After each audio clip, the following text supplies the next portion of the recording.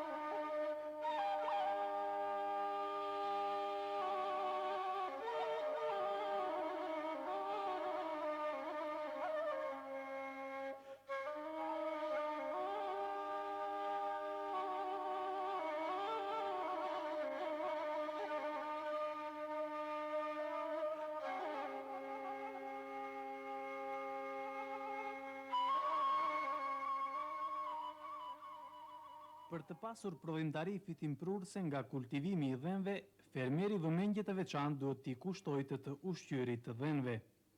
Shëndeti dhe prodhimtaria e dhënve shumë varet nga programi i të ushqyerit. Sasia dhe cilësia e ushqimit është drejtpërsdrejti e lidhur me prodhimtarinë e kopes. Programi i të ushqyerit gjithashtu ndikon në shëndetin e dhënve.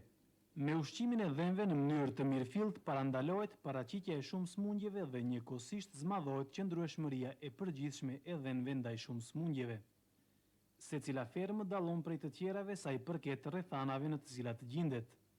Për këtë arsye fermeri duhet vetë t'i rregullojë dhe kombinojë rezervat e ushqimit në fermë që i ka në disponim me qëllim që t'i ushqejë dhënt si duhet të ketë fitim. Informacionet në këtë dokumentar do që ndihmojnë fermerëve t'i ushqejnë dhënt ashtu që të kenë fitim maksimal. Funksioni i plancit të dhënt, përbërësit kryesor të ushqimit, nevojat e dhënve për materie ushqyese, balancimi i ushqimit brenda ditës. Funksioni i plancit të dhënt, ç'ndodh me ushqimin në organizmin e dhënve. Lukthi i dhënve përbëhet prej 4 pjesëve, për këtë arsye i quajmë kafshë ripërtypse. Planci është një nga 4 pjesët që e përbëjnë lukthin. Planci në të vërtetë paraqet dhomë për fermentim. Në të jetojnë mikrobe. Mikrobet e bëjnë ndërrimin e ushqimit që e han dhënt, në që raste shndrojnë në materie ushqyese, të cilat ju nevojiten dhënve për të jetuar dhe për prodhimtari. Kur lind qengji, planci i tij nuk punon. Për ta filluar të funksionojë planci, së pari duhet të krijohet populacioni i mikrobeve në të. Materiet më të rëndësishme ushqyese për mikrobet në planc janë sheqerat dhe proteinet. Disa ushqime përmbajnë më tepër sheqera se të tjerat. Misri, elbi dhe panxar sheqeri paraqesin burim të mirë të sheqerave. Yonxha, bari i njom dhe fara e lulediellit paraqesin burim të shkëlqyeshëm të proteineve. Që të munden mikrobet të rriten dhe të zhvillojnë në planc me qëllim që dhënë të fitojnë sasi të mjaftuar të materieve ushqyese, relacioni i sasisë së sheqerit dhe proteineve duhet të jetë gjithnjë në rregull. Në planc jetojnë lloje specifike të bakterieve që ushqehen me lloje specifike të ushqimit. Prandaj çdo ndryshim i ushqimit, si dhe ndryshimi i relacionit të llojeve të ndryshme të ushqimit për dhënt, duhet bërë gradualisht brenda 3-4 ditësh. Kësaj mikrobeve ju mundësohet ta kryejnë përshtatjen e nevojshme që ka të bëjë me numrin dhe llojet e pranishme. Ndryshimet e të papritura nuk i lejojnë populacionit të mikrobeve të përshtaten, që rezulton me prodhimtari të zvogluar të dhënve deri në momentin e përshtatjes. Mikrobet janë shumë të ndijshëm ndaj rrethinës. Nëse aciditeti në planc madhohet mbi nivelin e caktuar, qoftë edhe për ndonjë kohë shumë të shkurtër, shumica e mikrobeve vdesin. Më vonë është rënë të rikthehet niveli i duhur i mikrobeve që duhet ta furnizojnë delen me sasinë e duhur të materieve ushqyese. Në skemën që vjon është paraqitur se ç'ndodh me ushqimin që kalon në paralukth. Përbërësit kryesor të ushqimit. Ushqimi që e han dhënt përbëhet prej komponentave të ndryshme. Komponentet e tilla i quajmë materie ushqyese. Të shohim cilat janë materiet ushqyese që ju nevojiten dhënve. Uji. Dhe duhet të kenë në disponim ujë për pirje sa dëshirojnë, si dhe të pinë sa më shpesh dhe aq munden. Proteinet. Shumica e proteineve që i hajnë dhent zbërthehen nga ana e mikrobave në plantës. Kësaj këto proteine shndrohen në proteine me cilësi të lartë që dhent më vonë i përdorin. Është me rëndësi që dhent të pranojnë sasi të mjaftuar të proteineve cilësore me qëllim që ta arrijnë prodhimtarinë optimale. Pjesëmarrja e proteineve në ushqim zakonisht paraqitet si përqindje e proteinit të papërpunuar ose të proteinit të tretshëm. Yndyrat. Yndyrat sigurojnë energji. Ato i nevojiten trupit për kryerjen e rregullt të disa funksioneve. Për fat të mirë, në të gjitha llojet e ushqimeve për dhent ka sasi të mjaftueshme të yndyrës, ashtu që nuk ka nevojë ata të plotësohen. Disa lloje të ushqimeve para përpunimit, si për shembull fara e lulediellit ose sojës, si dhe dhjami, përmbajnë sasi të mëdha të yndyrave dhe mund të përdoren për t'i ushqyer dhent. Kur jepet ushqim që në vete përmban sasi të mëdha të yndyrave, duhet pasur kujdes me që yndyrat mund ta çrregullojnë punën e plancit. Sheqerërat. Sheqerërat, sikurse proteinet, treten prej mikrobeve që gjenden në plancë, me që rast sheqerërat shndrohen në materie ushqyese të cilat mund të shfrytëzohen prej dhenve. Yndyrat dhe sheqerërat paraqesin pjesën energjetike të ushqimit dhe zakonisht paraqiten si materie të përgjithshme ushqyese të tretshme. Mineralet. Për funksionimin e rregullt të organizmit të dhenve patjetër nevojiten 16 minerale. Kripa për shembull është një nga këto minerale. Disa nga mineralet e përmendura nuk janë të pranishëm sa duhet në ushqim, prandaj ato duhet shtuar. Shtimi i mineraleve më së shpeshti është i nevojshëm në periudhën e prodhimtarisë më të madhe dhe gjatë periudhës së shtatzanisë. Për parandalimin e smundjes së muskujve të bardhë përveç vitaminit E, mund të nevojitet që patjetër të shtohet edhe seleni. Vitaminat. Kafshët ripërtypse mund të prodhojnë sasi të mjaftueshme të vitaminave të tretshme në ujë, që planci i tyre të funksionojë si duhet. Mund të paraqitet nevoja për shtimin e vitaminave të tretshme në yndyra A, D dhe E, edhe atë kryesisht gjatë periudhës së prodhimtarisë së zmadhuar. Ushqimet e gjelbërta dhe misri përmbajnë më shumë vitamina A sesa ushqimet që kanë ndetur në depo. Vitamini D mund të mungojë te dhent, të cilët nuk janë të eksponuar në diell aq sa duhet. Vitamin E zakonisht ka në sasi të mjaftuar, përveç në rastet kur në ushqim ka mungesë të selenit.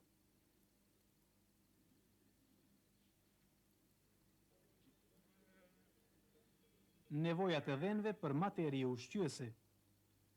Çdo kultivues i dhenve ka kërkesa të caktuara sa i përket prodhimtarisë që dëshiron ta ketë prej dhenve.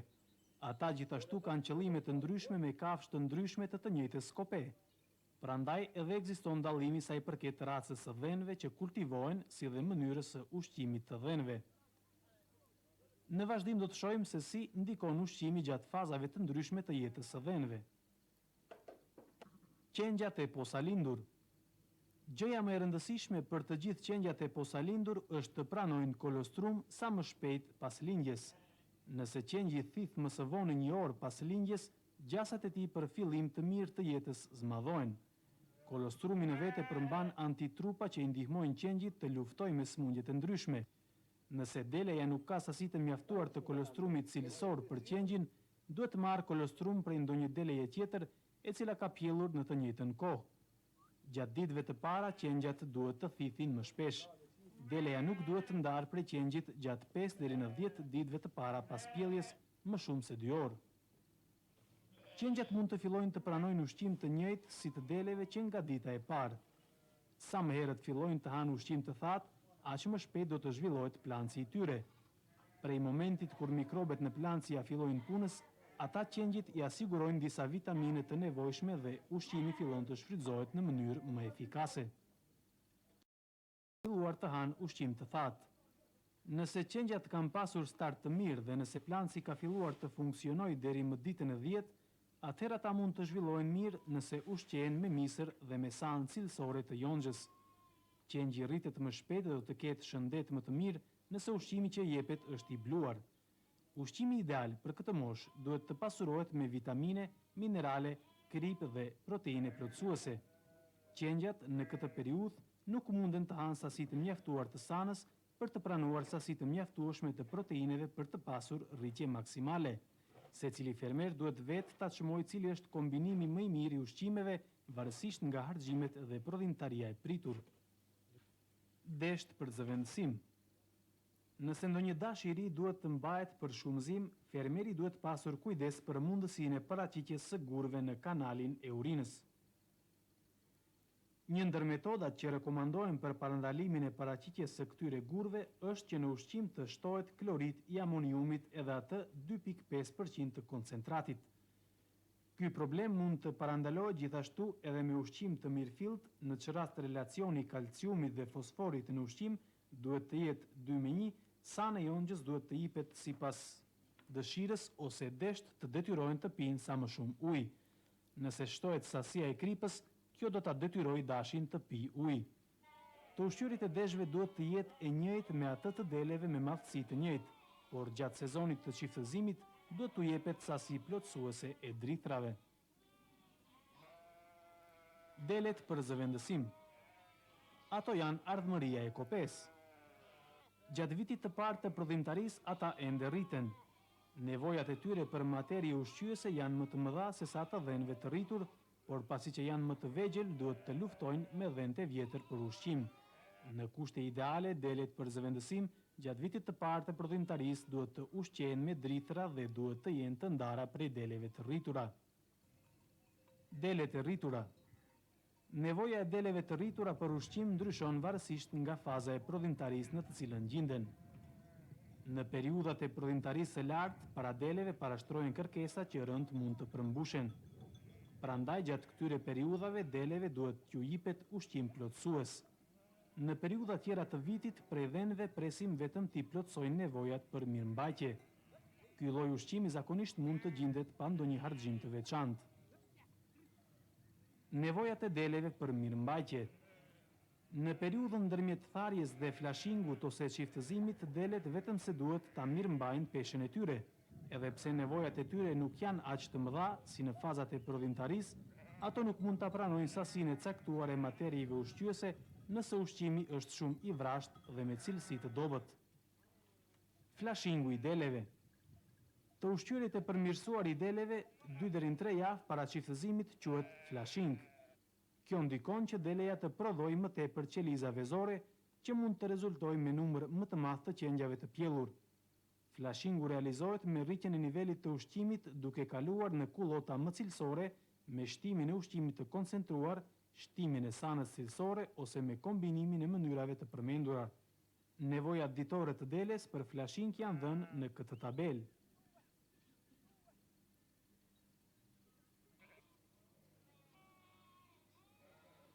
Deri në 16 javët e para të shtatzanisë.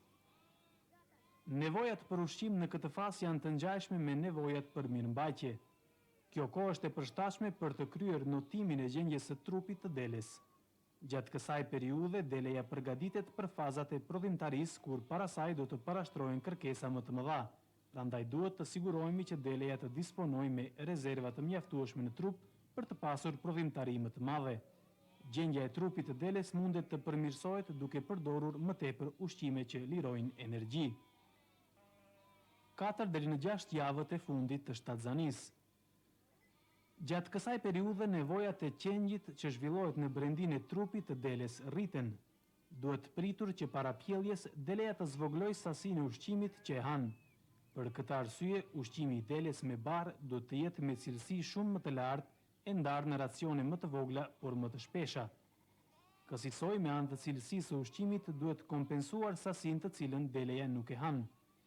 Kullota e re është ushqim shumë i mirë.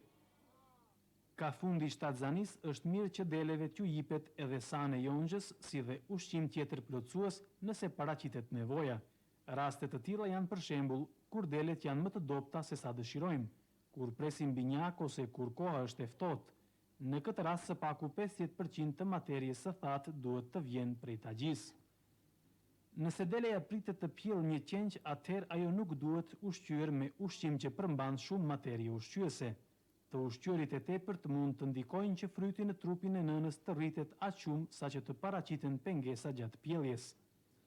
Më së miri është që për të ushqyer delet të ndahen në bazë të gjendjes së trupit të tyre dhe në bazë të numrit që pritet t'i pjellin. Asisoj, më së miri do të rregullohet dhënia e sasisë së duhur të ushqimit kundrejt nevojave. Gjendja e trupit duhet të kontrollohet shpesh me qëllim që të bëhet grupimi dhe të ushqyerit e mirëfillt. Koha e pjelljes. Gjatë kohës së pjelljes, ushqimi duhet të ketë cilësi të lartë. Fermeri duhet të jetë i kujdesshëm që ndryshimet në të ushqyer të bëhen gradualisht me qëllim që të mirëmbahet puna e rregullt e plancit të deles. Në kohën e pjelljes, shumë shpesh delet ndahen nga pjesa tjetër e kopes. Kjo gjë mund të shkaktoj problem sa i përket të ushqyerit. Për shembull, supozoni se deleja është e mësuar vetëm me kullot të mirë, ndërsa gjatë pjelljes do të gjendet e ndarë në stall. Ushqimi që deleja do ta pranojë në stall mund të jetë me cilësi të ulët. Në këtë situatë mund të ndihmohet ashtu që deles mund t'i jepet nga pak san e jogjës edhe para pjelljes ose duhet t'i mundësohet të ketë kullot të gjelbërt çdo ditë ose deleja të ushqet një kohë të shkurtër prej dore. Uji është shumë i rëndësishëm gjatë pjelljes së qengjave. Uji për pirje duhet të jetë në disponim të deleve tërë kohën. Është mirë që deles t'i ofrohet uji menjëherë pas pjelljes. Uji duhet të ketë temperaturë prej 7 deri në 15 gradë Celsius. Delet në laktacion. Fermerët dallojnë në aspekt të kërkesave që ja parashtrojnë deleve të tyre. Disa kultivues janë të interesuar që qengjat e tyre të rriten sa më shpejt duke i ushqyer vetëm me qumësht të nënave. Disa të tjerë janë më të interesuar që prej deleve të tyre të fitojnë sa më shumë qumësht për përpunim. Të ushqyerit e deleve me siguri do të ndikojnë në profitabilitetin e kopes. Në secilën fermë paraqitet faktori i përkufizimit. Nëse gjenetika e deleve është e tillë që ato nuk munden të prodhojnë 1 kilogram qumësh në ditë, por prodhojnë vetëm 0,5 kg, atëherë nuk është mirë të ushqehen sikur se japin 1 kilogram qumësht. Nëse delet kanë potencial të mirë gjenetik që mundësojnë të prodhojnë 1 kilogram qumësh në ditë, ndërsa delet prodhojnë 0,5 kg, për arsye se nuk kanë mjaft ujë për pirje, gjithashtu nuk është mirë të ushqehen sikur se japin 1 kilogram qumësht. Në raste të tilla duhet siguruar sasitë mjaftueshme të ujit për pirje. Kërkesat prej deles për mjelje mund të jenë shumë të mëdha. Nëse doni prej këtyre deleve të merrni sasi më të mëdha të qumshtit, zgjidhja është të përdoret tagji cilësor. Kullota e freskët dhe jonxha para lulëzimit të plot janë ushqim i shkëlqyeshëm.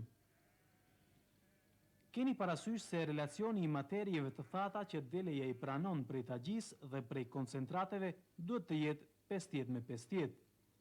Kur deleja të filloj të kullos, mund vetëm të vlerësojmë se sa kullot do të haj ajo në ditë. Tabelën e dhënë mund ta shfrytëzojmë për orientim. Për shembull, nëse ndonjë dele e kopes tuaj duhet të haj 2,6 kg materje të thatë e ju jeni të sigurt se ajo han së paku 1,3 kg materje të thatë prej kullotës, në atë rast mund të jepni 1,5 kg drithra në ditë. Gjithnjë keni parasysh se gjatë të ushqyerit duhet të kujdesemi për zhvillimin e mikrobeve të dëshiruara në plancë. Prandaj kjo sasi kaq e madhe e drithrave më së miri është të jipet në 3 racione gjatë ditës. Përveç sasisë me rëndësi është edhe cilësia e tagjisë. Kashta e vjetër ose kullota që ka cilësi të ulët mundet ta ngjijë delen, por në këtë rast deleja nuk pranon sasi të mjaftuar të materieve ushqyese që i nevojiten asaj për prodhimtari. Bimët e reja kanë shumë më tepër proteine dhe energji se sa të vjetrat. Kjo është shumë e rëndësishme për shkak të balancimit të racionit. Jonxha mund të përmbajë sasi të ndryshme të proteineve të thata duke filluar prej 10 deri më 20%. Prandaj është mirë ta çmoni cilësinë e racionit para se ta bëni balancimin e saj matematikor. Varësisht nga cilësia e tagjisë, ndoshta do të ketë nevojë të shtoni ndonjë lloj ushqimi që përmban më tepër proteine për të arritur sasinë e përgjithshme të proteineve që e dëshironi. Për ta përcaktuar sa më mirë ushqimin për delen, duhet ta dimë cilat materie ushqyese me çfarë sasie janë të pranishme në çdo lloj ushqimi. Balancimi i racioneve. Mënyrë tjetër për përcaktimin e relacionit përkatës të materieve ushqyese në racion është katrori i Pearsonit.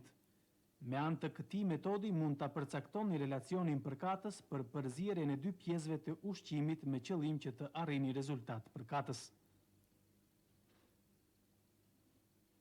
Për shembull, nëse dëshirojmë që deles t'i japim racion të ushqimit që në vete përmban 13% protein të papërpunuar, të supozojmë se misri përmban 10% protein të papërpunuar. Gjithashtu kemi kullot të mirë, por jo më cilësoren, për të cilën supozojmë se përmban 16% protein të papërpunuar. Katrorin e pirsonit mund ta shfrytëzojmë në këtë mënyrë. Duke lëvizur në mënyrë diagonale e gjejmë ndryshimin në mes të prezencës së proteinit të papërpunuar element për cilëve përbëhet racioni. Pastaj të dy ndryshimet i mbledhim. Pastaj me ndihmën e formulës e gjejmë përqindjen e prezencës në çdo ushqim. Kjo nuk don të thotë se mundemi ta përzijemi misrin me kullotën ashtu si na bie në mend dhe atë përzierje t'ia japim deles.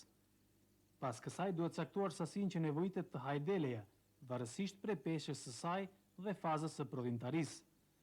Nëse deleja është e rëndë 50 kg dhe është në muajin e parë të laktacionit, ajo duhet të hajë 2.3 kg materje të thatë në ditë. Nëse 2.3 shumëzohet me përqindjen që duhet të zëjë misri, del se deleja duhet të hajë 690 gram. Bani mend se kjo është materje e thatë, ashtu që mundemi kësaj sasie të materjes së thatë t'i shtojmë ulës. 690 gram misër, 88% materje e thatë në misër e barabartë me 780 gram misër. Tani e dim që për të pranuar 14.2% protein të papërpunuar prej porcionit të ushqimit, që përbëhet prej kullotës dhe misrit, deleja duhet të hajë 780 gram misër në ditë. Kombinimin e përgatitur kësaj mund ta kontrollojmë edhe nga aspekti i vlerës energjetike me ndihmë të formulës, ashtu që do ta shumëzojmë përqindjen e pjesëmarrjes së çdo lloji të ushqimit me vlerën e materjeve të përgjithshme ushqyese të tretshme në atë ushqim dhe rezultatin e fituar e pjestojmë me 100.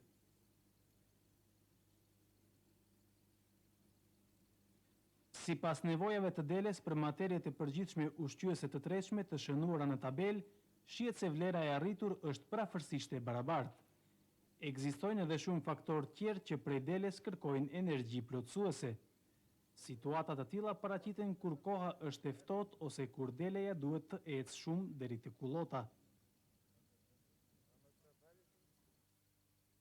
Ushqimi është pjesa kryesore në kultivimin dhe menaxhimin e dhentarisë, në realitet menaxhimit të dhëmbëve.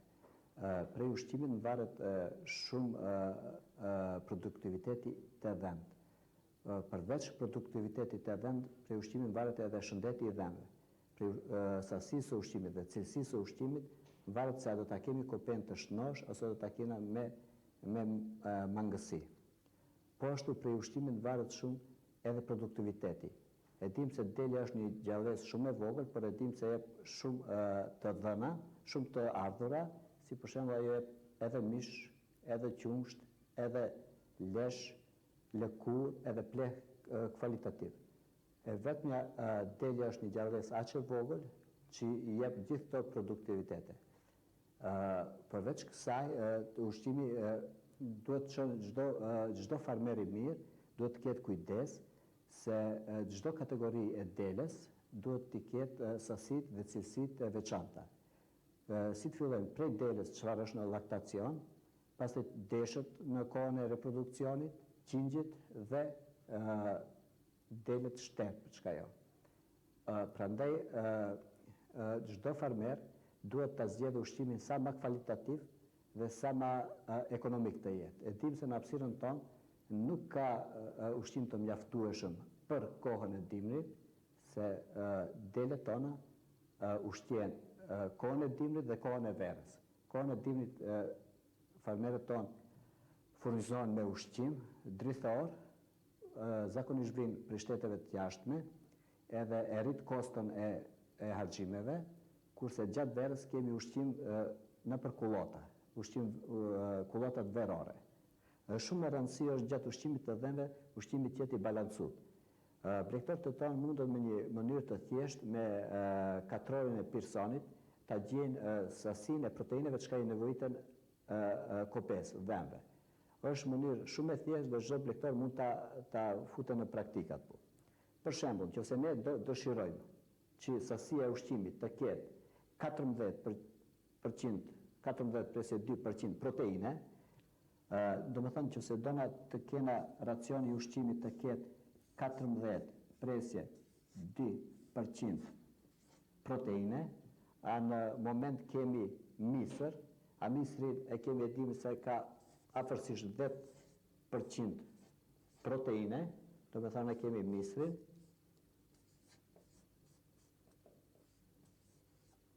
edhe në donat misin të kombinojmë me kullotat, se i japim ushqim misër dhe i qesim vend në kullotat do më thënë. Kullotat për afërsisht kanë 16% proteine,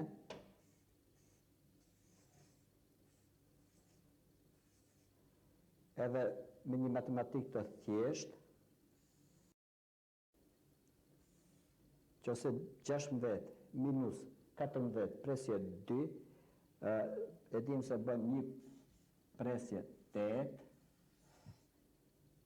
14 presje 2 minus 10, jënë 4 presje 2,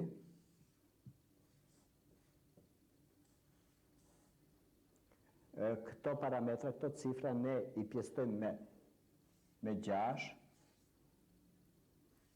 pjestim me 6, edhe fitojmë, kje para fitojmë 1 presje 8, që si pjestojmë me 6, fitojmë 0 presje 3,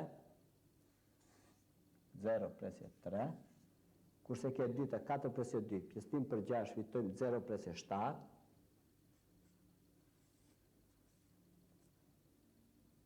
0 presje 7. 0 presje 3 e shumëzojmë me 100, fitojmë 30, dhe me thënë e fitojmë 30%. 0 presje 7, shumëzim për